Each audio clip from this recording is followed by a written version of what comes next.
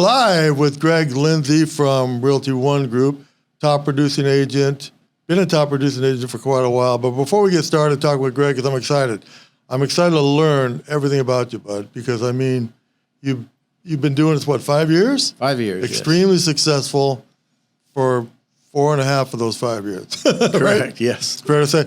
But first, we're here at this Vegas Content Studio. It's a pretty cool place, right? Yeah, very cool. So it's an amazing place to do, videos, podcasts, whatever you want to do. You might want to give them a shout. Vegas Content Studio. They provided all this wonderful stuff for us. And I just love coming here and just talking with people. It's just fun. It's very natural. Very comfortable, right? Would you say? I would say it's very comfortable. Okay. All right. So let's get started, Mr. Lindsay. Greg, you started about 5 years ago. Correct. You had a successful career up to that point. You were an athlete early on. You're a great golfer. I know that. Yeah. I can't golf with you. That's for sure. And then at what point did you decide, I think I'm going to get into real estate? Well, it started with my wife, Ashley. Mm-hmm. She got into real estate about 10 years ago. Mm-hmm. And she kept begging me to join her. I was a little hesitant. I didn't take it very seriously at first with Ashley even doing the real estate, being that, she is from a foreign country and English being her second language. But boy, was I wrong with that. She really, really took off and impressed me and her clients. And after following her around, helping her with some open houses, playing security guard, I thought, hey, there's something here. I saw needs of senior citizens, actually. Okay. And I decided to focus on that and solving their problems and helping them with the sale of their home and moving to their next step in life. So that's basically what drove you to, you have Ashley, who was, like you said, English is her second language. Correct. From another country, had been here how long before that? She had been here about 5 years at that point. So able to overcome quite a bit. Yes. Join the ranks of a top producing realtor at the number one company in all of Las Vegas. That's a pretty amazing thing when you think about it. Yes, very amazing. So you jump on 5 years ago. How'd you do? Talk about your entry into the business. Did you flounder? Did you have extreme success right away, or how did it all work? I wouldn't say I was successful, or Ashley and I weren't that successful in the beginning. Being a new agent it's difficult. I would go to our meetings at Realty One, the Tuesday office meetings. Always had great content. But it seemed like every week, was something different. You got to be doing social media. You got to be doing Facebooks. You need an Instagram account. You need to be marketing, flyers, sending out mailers. We had a lot of good stuff. But my gosh, if you had to sit there and by the time you finished the first Tuesday and you decided you were going to focus on doing social media, making a video or for YouTube or something of that nature, by the next Tuesday, you hadn't even finished that project. So it just seemed a little overwhelming. We were jumping around too much. So we kind of just stepped back and looked at the big picture. We decided that we were going to, help people. Was it senior citizens you wanted to help, or did it matter at that point? At that point, it really didn't matter, but it seemed to come about that because of the community that we lived in. We lived in a 55-plus community. Those people had different needs than, say, people down in the valley somewhere, the younger crowd. So usually in our cases, one or the other clients would have passed away. Mm-hmm. And the one left has their entire life sitting in the house. Yeah. Mm-hmm. And they needed help to decide what the next step in life was going to be for them. Mm-hmm. So that's kind of what we focused on in the beginning. Now, since then, we've gotten quite larger and don't specifically target that market, but that was where we started. So back up. So you brought up a great point I want to have mentioned in this podcast right here, because so many realtors start, and they're like yourself. They go to the meeting, they hear all these great ideas. You should do social media. You should do open house. You should send out mailers. You should do, but yet you think this is way too much. Yeah. You start on one, and then you feel like you should be doing another. You jump to that, and that's why most realtors fail. That among other things. Yes. But the difference with you said, I've got to come up with something that works for me, and I think there's a need, not even works for you, more, there's a need for this.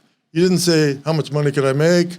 I could make a lot of money doing this. And the thought was, who can I help, and how can I help them? Correct? Correct. Yes. Okay. Yes. So it's basically just about good customer service, answering your phone, number one. Yeah. So answering your phone, understanding your clients, what their needs were, and then coming up with a plan on how to help them and be successful at doing it at a cost-effective way. But you do things way differently than most people. Was it fair to say? You literally help them move. You want to talk about that a little bit? Sure, we can talk about that. What is the average realtor facilitates the deal? The average realtor does about 1 million things that the public doesn't even realize that they do. But you go, I'm going to call it above and beyond.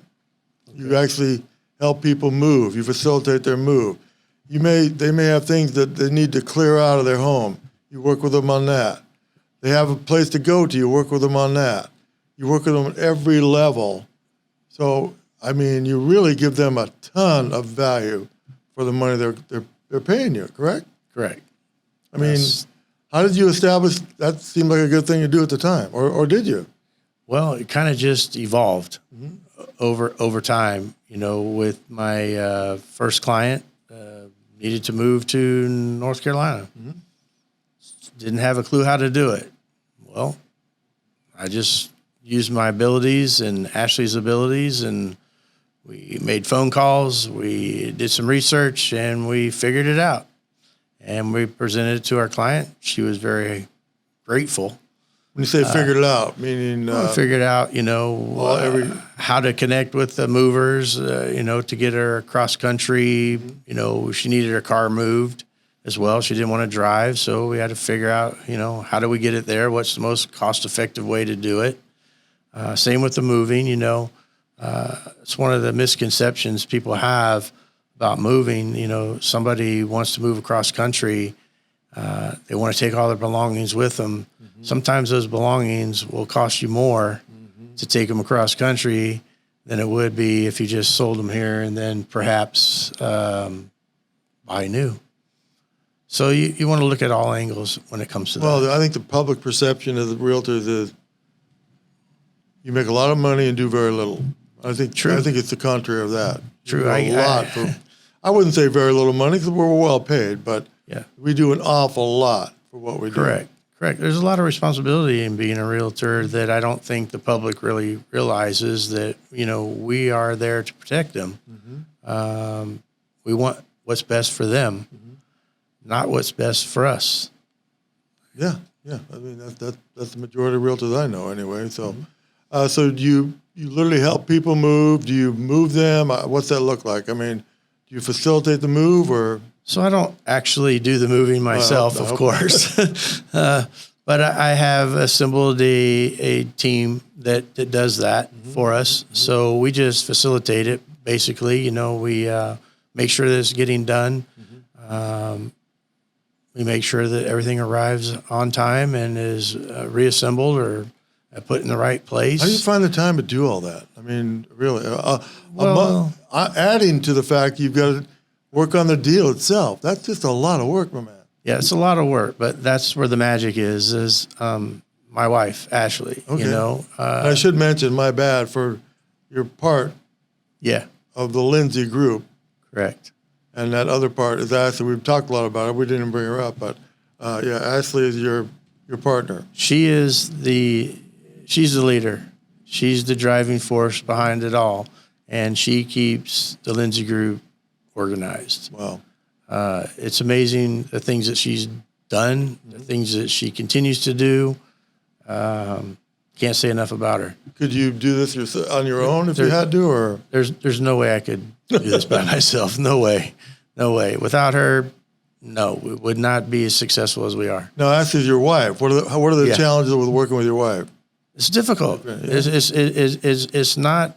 It wasn't easy in the beginning. You know, we had disagreements about how we were going to do business, but the thing is that we had to find out what we do best, and what she does best is my weak spot, and what I do best is her weak spot. Wow. So together, we're pretty whole when it comes to that. So while most realtors are being challenged this year in a big way, wouldn't you say? Here we are, 2023. A lot of realtors have a lot of challenges. I mean, it's not like it was. It's not as easy. It's a lot more challenging, would you say, right? Absolutely. How are you meeting those challenges? I mean, you're pretty much on par, like you always are, correct? Correct. Your sales haven't dipped, No, we haven't taken a drastic drop. right? And how do you account for that?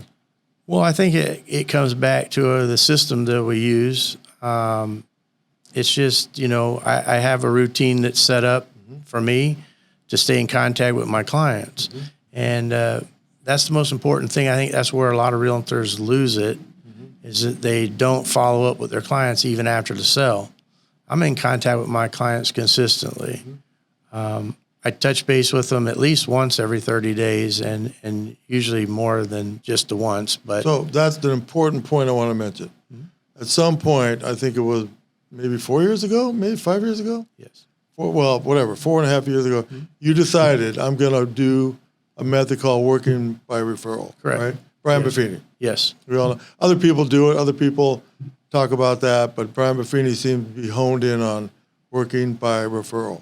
correct. You attended a class that we offered at Realty One Group, and you locked into it like no tomorrow. Well, I taught that class, and basically everyone in that class was kind of halfway serious about it. You showed up prepared each and every time, and there was some lame homework assignments too, right? Yeah. Right. And it amazed me how each and every time you carried it out, and something had clicked in you, and you went like, it turned from there. Correct? Yeah. You were doing okay till then. Doing okay. You were doing fine, actually. Yeah. But it's almost like a rocket ship. Yeah, it was an eye-opening experience, I guess. It was just a philosophy. Brian Buffini's philosophy is pretty much my philosophy. What gravitated me to it was the fact that I could be more consistent at it and would be held to a higher standard if I would follow what he had laid out. So it was pretty simple. They basically, ask you a few questions as how much money you want to make per year, and you tell them, and then they tell you basically how many contacts you need to make, per day or per month or per week. And if you follow that system and you do it consistently, it pays off.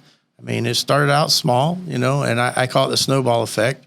It was a hand-sized snowball, and now it's gotten quite large. So, but you've used that method since then wholeheartly, or? Yes. I mean, you pretty much do not very many open houses. don't do open houses. You don't do a lot of marketing, or do you?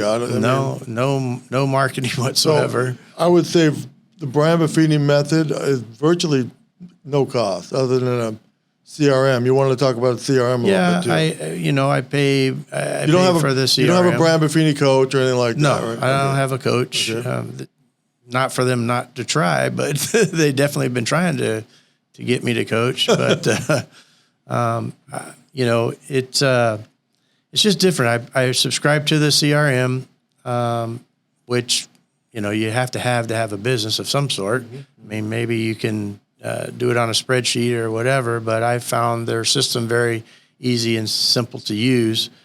And it's a good reminder each day when you turn on your computer, it tells you exactly what you need to do. You need to make, 5 phone calls, you need to write 5 letters, and you need to go see somebody today. So that's the crux of the whole system. Yeah, that's it. Wait a minute. 5 phone calls a day, 5 people added to your database? Per week. Per week? Per week? Yeah, per week. That's 5 one per a day. week. One a day if you work a 5-day week. Wow, that doesn't seem like much, right? No, it's not. Now, we're saying added to your database. Are these people you know, or you just randomly throw people in there? No. It's people that have been referred to you by other clients or people you may have met out in public. You know, if you're standing in line like myself, I find myself standing in line at a restaurant or something, I tend to chatter to whoever's around me. And Well, I remember you telling me a story about you went to Costco and you didn't want to leave until you actually passed out 5 cards. Is that right? I mean, yeah. Well, that was back in the beginning. You know, when we were doing the Brian Buffini class. You know, they were on you in regards to adding to your database every day. So one day I was at Costco and getting the tires changed on my car, and started talking to the mechanics that were working there. And they were very interested in real estate because they had just moved here. And so I picked up like three leads right there that day, sitting at Costco getting my tires changed. So I was like, wow, the joke that I have with you is that, you know, when I need customers, I go to Costco and hang out until I get 5 customers. So who else does that? No one. No one. So I was excited to have you on here because I know how you work and the person you are. But I wanted to convey to the agents out there that you're making it look so damn easy. And you don't, I've talked to you in the middle of the day, you're calm, cool, collected. Most people are all frazzled. They have a deal in escrow and they freak out. Of course, again, Ashley is a big part of that. Big part of that. And you know, that's what gives me the time to be able to come and sit and talk to you. And so in other words, get married to a great spouse and you're good to go. Or just get a good partner. Sure. Right? It's fair to say? Just have a good partner. Yeah, definitely a good partner. Know your strengths and your weaknesses between your partner, of course. So in lieu of that, is it fair to say get a good admin assistant? I mean, is that right? It may cost a few bucks, but so does the wife for that matter, right? It's a good possibility, of course. You know, working with Ashley, she takes care of most of the administration work. You know, I'm out meeting clients, talking with clients, making sure their moves are going, you know, good, make sure the repairs on their homes are doing good, and follow up on the inspections afterwards, you know, when we're listing homes, things of that nature. Ashley's always behind the scenes working. And I mean, I'm not saying she's a 9-to-5 girl, because she's not. She's not. No. She's 24/7, go. And she keeps cracking the whip on me. So, like I said, without her, I wouldn't be as successful as I am, for sure. So she doesn't get a lot of the credit because she's not seen as much as I am. But at the end of the transactions, all the clients know who Ashley was, and they praise her. Sometimes it's always the person behind the greatness. Absolutely. Of a person, well, right? you know, they say, we all know that. Yeah, you know, they say, you know, behind every good man's a good woman, of course, and definitely I'm blessed to have that. That's awesome. So your daily routine, let's talk about that without getting personal, of course. But your daily routine when it comes to real estate, prospecting, how many hours? Oh, prospecting, probably about an hour a day. Hour a day. And you make how much? You don't have to say that, but you do pretty well. We do well. Is it fair to say you do as much as any physician, any attorney? Sure. All that? Yeah. And you took a test. You took a real estate test. Yeah. And said, I'm going to go do this thing. Yes. And that took you how long? About an hour to take that test? Yep. And you're making as much as any physician or attorney. Yeah. Why can't we think that in more people's heads? All you have to do, and we said an hour a day. Yes. Talk about, okay, so you wake up in the morning. Well, I won't, let's step back a minute here. An hour a day of conscious prospecting. Okay. But I'm always prospecting. Oh, okay. And that's a great point. So we'll back shift, go to talk about that hour, but talk about that part. So prospecting consciously and unconsciously, the fair to say? Yeah, pretty much. So talk about that part. What does that look like? I'm going to step back just for a moment in how I got into the career. Another key element that a friend of mine that pushed me, who is a realtor in Hawaii, he and his wife both do real estate as well. She was a flight attendant and did real estate in her downtime, I guess, and he was full time at it. And they kept telling me, you got to get into real estate. You got to get into it. They were actually the ones that convinced Ashley to go forward as well. And, I went to Hawaii. We stayed with them for about a week in Hawaii. I hung out with them every day. The guy's wearing shorts, a Hawaiian shirt, flip-flops, and, he's making hundreds of thousands of dollars. I'm thinking, man, How do we hook that how up? do I do that? So, I have to be real with myself. I wasn't very confident in my abilities to do sales. And then, you have to live off of this. So it's like, can I trust myself to take that leap and get out of the profession that I'm in and do that? And, with his encouragement and with yours as well, if you recall, the only reason I worked for Realty One was because Jim Cerrone. Thank you. We sat down, we had many conversations, and that's how we got into it. But back to my Hawaii friend, I watched him, and the guy was prospecting unconsciously All the time. I mean, we would go out to dinner, and he'd introduce himself as, "Hello, I'm here for my table, and by the way, No way. you need a condo?" Or No way. Just like that. Yeah, I mean, just as open as that. And I was like, wow, this guy really can Most put people himself never out there. do that. No, I never did that. Honestly. No, I agree. And, I'm thinking, yeah, I like to talk to people, but can I really go out there and bring up real estate? Yeah, I can. I did. Talk about what that looks like in your world. I mean, on an average day. Yeah, so, I mean, it's like everywhere I go, I go to a restaurant, Ashley and I will go out to eat.